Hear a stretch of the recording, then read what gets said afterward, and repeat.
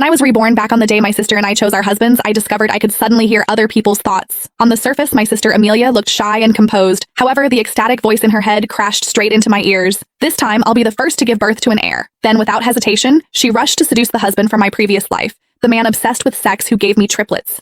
Meanwhile, the cold, untouchable man who never even glanced at her in our last life was left to me. She thought she had won. After all, choosing the man with the stronger desire should make getting pregnant easier, right? I watched her excited figure disappear into the distance and slowly smiled. Amelia, this time, you can fall into hell all by yourself. In the center of the hall, attendants carried over 2 bouquets of roses in different colors.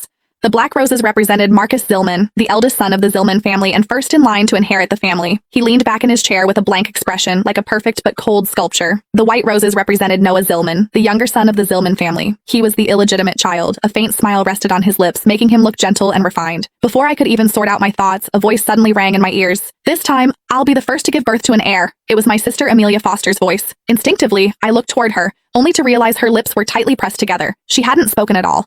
Her eyes were locked onto the bouquet of white roses like a hunter staring at prey. Just wait, I'll steal him away soon enough. Her voice sounded again. In an instant, I understood. I had been reborn. And somehow I could hear other people's thoughts. From the meaning behind Amelia's words just now, she had clearly been reborn too. Otherwise, she never would have said something like, be the first to give birth to an heir. Sure enough, the next second, she stood up and picked up the bouquet of white roses. Right in front of everyone, she shyly pressed a kiss to the roses. Then she walked straight over to Noah and handed them to him.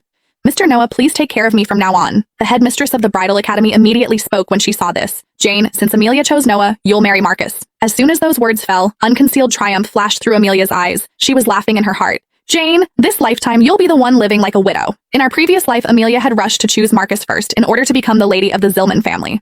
Marcus had a shark-like instinct for profit. In just a few short years, he expanded the Zillman family business across all of Europa. However, everyone knew he stayed year-round in the top-floor suite of the company building and refused to let anyone get close to him. Amelia had tried every possible method, from wearing a revealing nightgown and knocking on his door late at night, to using document delivery as an excuse to enter his study. She even sneaked into his hotel room while he was away on a business trip. Every single time, though, she was mercilessly thrown out and humiliated like a joke. Later, she never became pregnant. At a family banquet, Donna Zillman of the Zillman family publicly declared that Amelia had something wrong with her body before directly kicking her out of the family. Meanwhile, I married Noah. Everyone thought I was unlucky. An illegitimate son had no real power and wouldn't inherit much of the family fortune. But after we got married, Noah became almost obsessed with me. Every day, he stayed by my side shopping and eating with me and taking me on dates. Every late night, the sounds coming from our room made the servants blush whenever they passed by.